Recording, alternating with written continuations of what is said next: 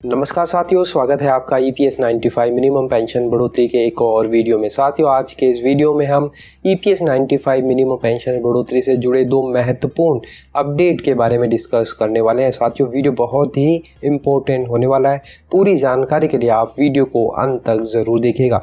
तो साथियों, सबसे पहला और महत्वपूर्ण अपडेट निकल कर आ रहा है एनएससी महाराष्ट्र से। यहाँ पर आप तक देख सकते हैं इस पैम्पलेट में ईपीएस 95 राष्ट्रीय संघर्ष समिति का एक भव्य मेला इस रविवार यानी 22 सितंबर को पुणे में होने जा रहा है। साथियों, यहाँ पर आप देख सकते हैं कमांडर अशोक रावत जी, इसके अलावा माननीय जो विधानसभा सांसद हैं महेश दादा और माननीय श्री श्रीरंग अप्पा चारण जी का तस्वीर यहाँ पर लिखा हुआ है।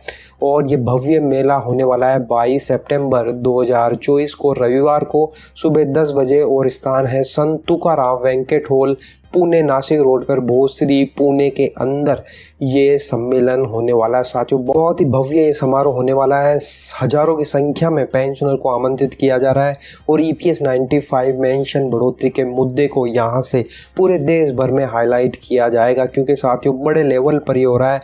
सांसदों और विधानसभा सदस्य यहाँ पर उपस्थित रहने वाले हैं। चूँकि हम सभी को पता है महाराष्ट्र में विधानसभा चुनाव नज़दीक है, इसी को लेकर कमांडर अशोक रावत जी और एनएससी टीम लगातार महाराष्ट्र और हरियाणा पर विशेष जोर दे रही है, क्योंकि उन्हें भी पता है कि अगर विधानसभा चुनाव से पहले मांगों को मंजूर करवाना है तो इस तरह के आंदोलन और इस तरह के सभा आयोजित करना बहुत ज़रूरी है।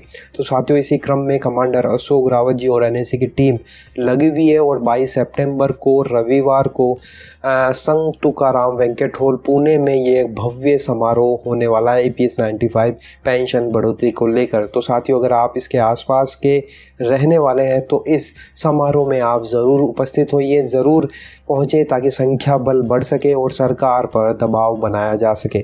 साथियों, इसके अलावा दूसरा महत्वपूर्ण अपडेट निकल कर आ रहा है एक न्यूज़पेपर द हिंदू में छपी खबर के अनुसार। यहाँ पर आप देख सकते हैं लेटेस्ट अपडेट है कि EPS 95 pensioners body urges centre to follow NPS for calculating pension will. साथियों, ये इंग्लिश में छपा है, लेकिन मैं इसका हिंदी ट्रांसलेशन करता चलूँगा ताकि आपको पूरी इन्फॉर्मेशन पता चल जाए। साथियों, महत्वपूर्ण ये है कि ईपीएस 95 पेंशनर्स की डिमांड है कि क्यों ना जो ईपीएस पेंशन का कैलकुलेशन हो रहा है वो एनपीएस के तर्ज पर किया जाए। नहीं, जो एनपीएस का कैलकुलेशन होता है पेंशन देने में, उसी तरीके से क्यों ना ईपीएस का कैलकुलेशन किया जाए। तो साथियों, पूरी इन्फॉर्मेशन इस तरह से है।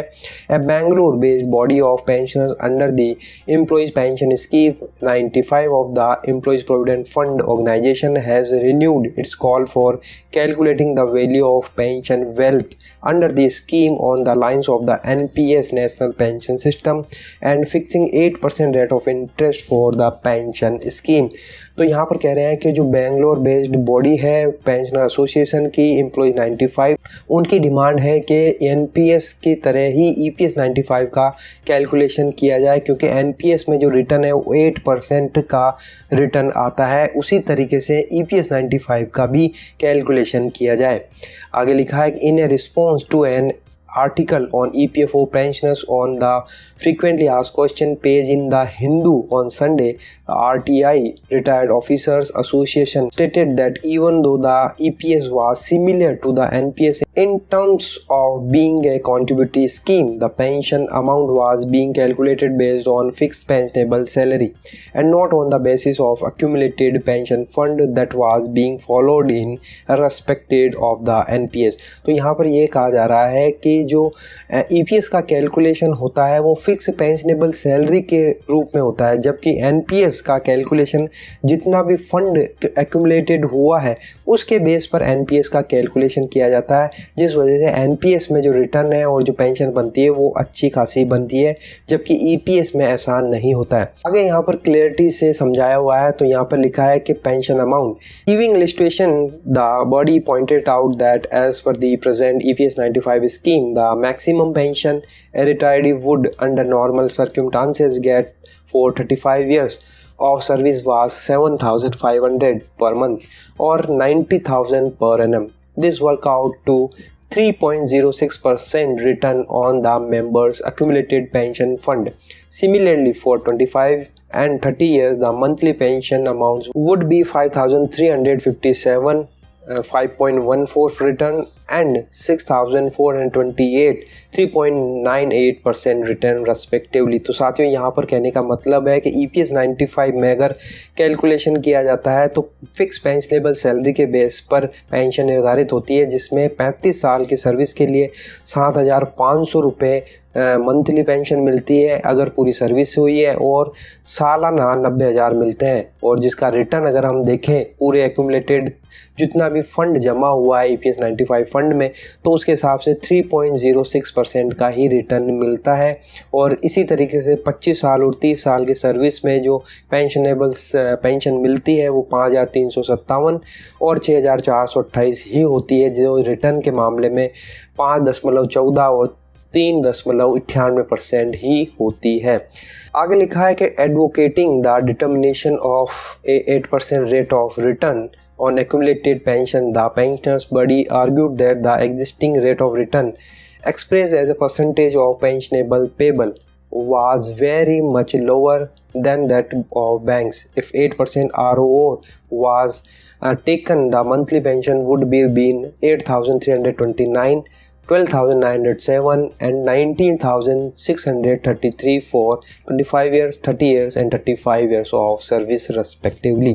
तो साथियों मोटा मोटी तौर पर यहाँ पर कहने का मतलब मैं आपको समझा देता हूँ कि अगर जितना भी फंड जमा होता है EPS 95 में एक पेंशनर का, उसका अगर 8% की रेट ऑफ रिटर्न से भी अगर कैलकुलेशन किया जाए, तो अगर उसने 35 साल सर्विस की है तो जो पेंशन बनेगी वो 19,633 बनेगी। 30 साल की सर्विस के लिए 12,900 और 25 साल की सर्विस के लिए 8,329 रुपये मिलेगी, जो अभी जो मिल रही है उससे लाख गुना ज़्यादा होगी। तो साथियों कितना बड़ा जोल है, क्योंकि यहाँ पर कहा जा रहा है कि जो NPS का कैलकुलेशन होता है वो एक्यूमुलेटेड फंड के रूप में होता है, यानी कि NPS में जितना भी फंड जमा हुआ है उसके हिसाब से पेंशन निर्धारित होती है। लेकिन EPS में ऐसा नहीं होता है।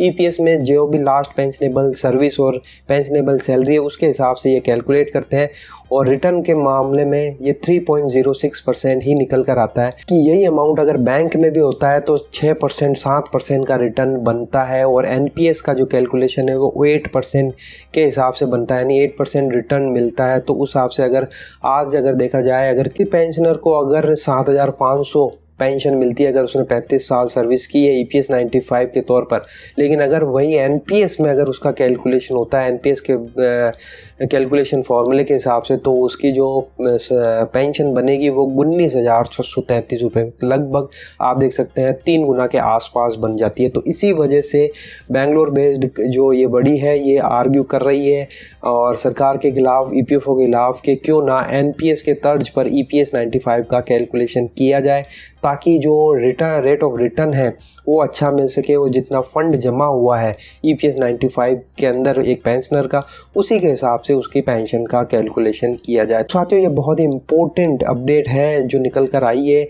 नरेंद्र मोदी प्राइम मिनिस्टर, उनसे बात की जा रही है, फाइनेंस मिनिस्टर से बात की जा रही है, और EPFO से बात की जा रही है, और सब मंत्रालय मनसुख मांडविया जी जो सब मंत्री है उनसे भी बात कर इस पर मंथन करने की बात कही जा रही है कि क्यों ना NPS की तरफ पर EPS 95 का कैलकुलेशन किया जाए। तो साथियों ये महत्वपूर्ण है, अगर इस तरह से भी अगर सरकार सोचती है तो पेंशनर की जो पेंशन है वो लगभग डबल हो जाएगी, और ये वाकई में बहुत ही महत्वपूर्ण होगा। तो साथियों ये महत्वपूर्ण 2 अपडेट थी जो EPS 95 मिनिमम पेंशन बढ़ोतरी से लेकर थी। आपको ये अपडेट कैसी लगी, आपके विचार कमेंट बॉक्स में ज़रूर बताइए।